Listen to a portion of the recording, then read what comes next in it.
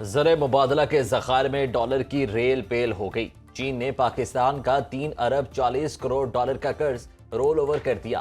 چین کے 2 ارب 10 کروڑ ڈالر 3 سال سے اسٹیٹ بینک میں ڈپازٹ ہیں۔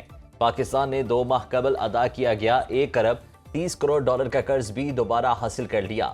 مشرق وسطی کے بینکوں سے 1 ارب ڈالر ملے۔ بین الاقوامی مالیاتی اداروں نے 50 کروڑ ڈالر کی امداد کی۔ غیر ملکی زر مبادلہ کے ذخائر 14 ارب ڈالر ہو گئے۔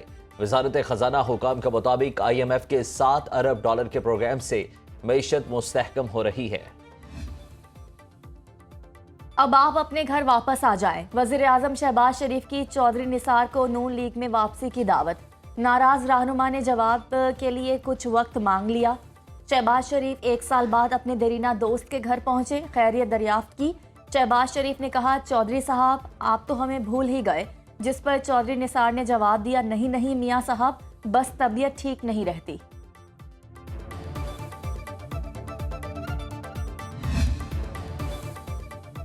پیپلز پارٹی کا وفاقی کابینہ میں شمولیت سے پھر انکار۔ نون لیگ کا اصرار، مرکز میں تب ہی جائیں گے جب ہماری حکومت ہوگی۔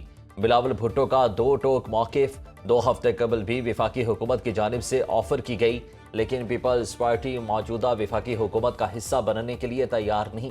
بلاول بھٹو کے بیرون ملک سے واپسی پر بھی یہ بات زیر غور آئی، لیکن چیئرمین پیپلز پارٹی نے 2 ٹوک الفاظ میں آفر منع کر دی۔ صدر مملکت آصف علی زرداری نے اسلام آباد ہائی کورٹ کے ججز کی سینیورٹی کا تعین کر دیا۔ نئی لسٹ کے مطابق جسٹس سردار سرفراز جوگر سینیورٹی لسٹ میں پہلے نمبر پر برقرار، جسٹس محسن اختر کیانی کا 2 اور جسٹس میاں گل حسن اورنگزیب کا 3 number, justice Tariq Jahangiri 4، justice Babar Sattar 5 اور جسٹس سردار اعجاز اسحاق 6 نمبر پر موجود۔ ایڈیشنل ججز کو سینیورٹی لسٹ میں سب سے نیچے رکھا گیا۔ صدر مملکت نے اسلام آباد ہائی کورٹ میں 3 ججز کا ٹرانسفر بھی منتقل قرار دیا۔ وزارت قانون کے مطابق نوٹیفیکیشن جاری کر دیا گیا۔ سپریم کورٹ آئینی بینچ نے معاملہ صدر مملکت کو بھجوایا تھا۔ اپنا میٹر، اپنی ریڈنگ کا اصل فائدہ عام صارف کو ہے، اور یہ جو ایپ ہے، یہ جو ٹیکنالوجی ہے، یہ ریفارم ایک انقلابی ٹیکنالوجی ریفارم ہے۔ پاکستان بھر میں پی ٹی وی کی جو فی ہے، اس کو میں آج ختم کرنے کا اعلان کر رہا ہوں۔ وزیر اعظم نے پاور اسمارٹ موبائل ایپ اپنا میٹر اپنا ریڈنگ کا اجرا کر دیا۔ تقریب سے خطاب میں کہا، حکومت نے ڈسکوز بورڈز میں انقلابی تبدیلیاں کی، آئی پی پیز کے ساتھ بیٹھ کر شفاف طریقے سے کامیاب مذاکرات کیے۔ بجلی سستی کرنے کے لیے وزارت توانائی نے بے پناہ محنت کی۔ کرپٹ مافیا کے خلاف مضبوطی کے ساتھ اقدامات کیے گئے۔ یہ شروعات ہے، سب سے بڑا چیلنج بجلی کی چوری روکنا ہے۔ وزیر اعظم شہباز شریف کا بجلی کے بلوں میں P T V licence fee ختم کرنے کا اعلان۔ لوگوں کو ٹرانسپیرنسی کے ذریعے ان کی بل ان تک پہنچے، اور آپ نے کہا تھا کہ میٹر ریڈر کا اختیار عام انسان کے ہاتھ میں دو، تو یہ میٹر ریڈر کا جو اختیار تھا، جو ایک بہت بڑا اختیار تھا، وہ اگر ایک دن دیر سے ریڈنگ کرے تو غریب لوگ 200 یونٹ سے 200 کے اوپر چلے جاتے ہیں۔ پاور سمارٹ موبائل ایپ اپنا میٹر اپنی ریڈنگ کا اجرا۔ صارفین کو مقررہ تاریخ پر میٹر کی تصویر اپلوڈ کرنے کی سہولت دستیاب۔ تصویر کی بنیاد پر ہی بجلی کا ماہانہ بل جاری کیا جائے گا۔ فیچر کے تحت صارف کو مقررہ دن پر ہی ریڈنگ فراہم کرنا ہوگی۔ مقررہ دن کے بعد لی گئی میٹر ریڈنگ نہیں مانی جائے گی۔ اہل صارفین بروقت ریڈنگ فراہم کر کے ہی سبسڈی سے مستفید ہو سکیں گے۔ وفاقی وزیر داخلہ محسن نقوی کا سی ایم ایچ بنو کا دورہ۔ میر علی دہشت گرد حملے میں زخمی ہونے والے جوانوں کی عیادت۔ محسن نقوی نے جوانوں کے بلند حوصلے کو سراہا۔ وزیر داخلہ نے کہا، جس قوم کے پاس آپ جیسے بہادر بیٹے ہوں، اسے کوئی دشمن شکست نہیں دے سکتا۔ شمالی وزیرستان میں پاک فوج کے قافلے پر خودکش حملے میں 13 جوان شہید ہوئے، جبکہ جوابی کارروائی میں 14 دہشت گردوں کو جہنم واصل کیا گیا۔ 11 22 ਤੇ ਕਾਲ ਕਰਦੇ ਰਹੇ ਨੇ, ਕਾਫੀ ਜ਼ਿਆਦਾ ਮੈਂ ਵੀ ਕੀਤੀਆਂ ਨੇ, ਉਹਨੇ ਚੁੱਕੀਆਂ ਵੀ ਨੇ। ਕਾਲ ਉਠਾਈ ਹੈ, ਰਿਸੀਵ ਕੀਤੀ ਹੈ, ਉਹਨਾਂ ਨੇ ਬਸ ਆ ਰਹੇ ਆ 1 ਘੰਟਾ ਗੁਜ਼ਰ ਗਿਆ, ਉਹਦੇ ਬਾਅਦ ਆਏ ਨੇ। ਆ ਕੇ ਤੇ ਸਵਾਏ ਰੱਸੀ ਤੋਂ ਉਹਨਾਂ ਕੋਲ ਗੱਡੀ ਦੇ ਵਿੱਚ ਕੁਝ ਨਹੀਂ ਸੀ ਹੈ। دریائے سوات میں ڈوبنے والے 11 سالہ دانیال کی لاش مل گئی۔ اب تک 13 میں سے 12 افراد کی لاشیں مل چکی ہیں۔ آخری لاپتہ بچے کی تلاش جاری ہے۔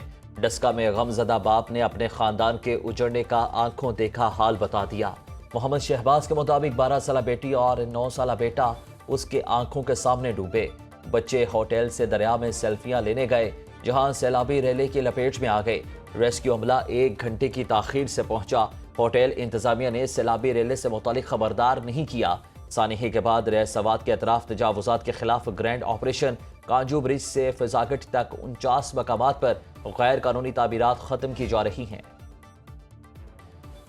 دریائے سوات کا سیلابی ریلا دریائے کابل میں داخل۔ مانسیرا میں 2 نوجوان دریائے سندھ میں بہہ گئے، تلاش جاری۔ گلگت کے قریب دریائے سندھ میں پانی کی سطح مسلسل بلند۔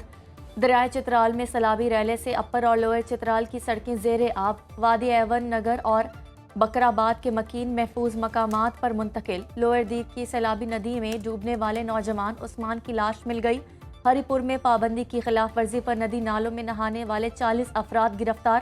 ڈی جی محکمہ موسمیات کے مطابق انہوں نے خبردار کیا کہ 1 جولائی سے مونسون شروع ہوتے ہی صورتحال مزید خراب ہو جائے گی۔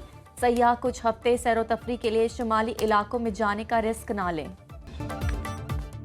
بلوچستان کے سیاحتی مقام زیارت کے ڈیم میں 3 خواتین ڈوب گئیں۔ ڈی سی زیارت ذکا اللہ دورانی کے مطابق 2 خواتین کو زندہ بچا لیا گیا، تیسری کی لاش نکال لی گئی۔ جوب میں سیلابی ریلے میں بہنے والی 4 خواتین کی نماز جنازہ ملتان میں ادا۔ جوب اور ہرنائی میں سیلابی صورتحال میں کئی افراد پھنس گئے۔ سیاحوں کے جوب اور ہرنائی کے سیاحتی مقامات پر جانے پر پابندی آئے۔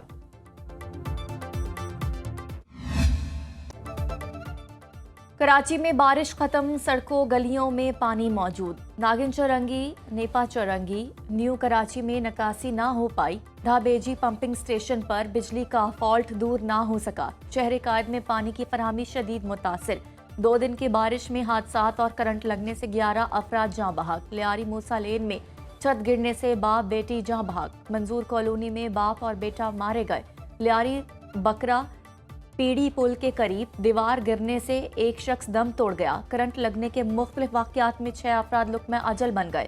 حیدرآباد میں کوٹری بیراج کے قریب 2 افراد دریا میں ڈوب گئے، ایک کی لاش نکال لی گئی، دوسرے کی تلاش جاری۔ محرم میں سوشل میڈیا پر نفرت انگیز مواد اور تقاریر روکنے کے لیے خصوصی ٹیم تشکیل۔ نفرت انگیز مواد، غلط معلومات اور اشتعال انگیزی کے خلاف کریک ڈاؤن کا فیصلہ۔ انتشار پھیلانے والوں کے خلاف سخت کارروائی ہوگی۔ ٹیم میں ٹیکنیکل ماہرین، ڈیجیٹل تجزیہ کار بھی شامل۔ Additional director national cyber crime investigation agency Mahmood Alhassan کا کہنا ہے کہ اقدام کا مقصد پرامن محرم، بین المسالک ہم آہنگی اور سوشل میڈیا نظم و ضبط کو یقینی بنانا ہے۔ نائب وزیر اعظم اسحاق ڈار کا ترک وزیر خارجہ حاکان فیدان سے ٹیلی فونک رابطہ۔ کثیر الجہتی 2 طرفہ تعاون، علاقائی صورتحال پر بات چیت ہوئی۔ ترجمان دفتر خارجہ کے مطابق دونوں رہنماؤں کا ملیشیا میں شیڈیول۔ آسیان ریجنل فورم پر تبادلہ خیال۔ آسیان ریجنل فورم کا اجلاس 10 اور 11 جولائی کو کوالالمپور میں ہوگا۔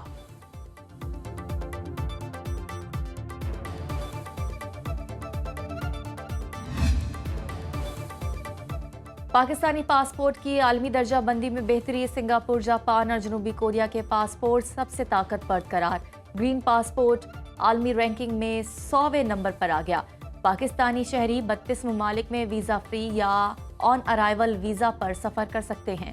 ہینلے انڈیکس کے مطابق افغانستان، شام اور عراق کے پاسپورٹس کمزور ترین قرار۔ پاکستانی حکومت کی سفارتی کوششوں اور ای پاسپورٹ سسٹم سے درجہ بندی میں بہتری آئی۔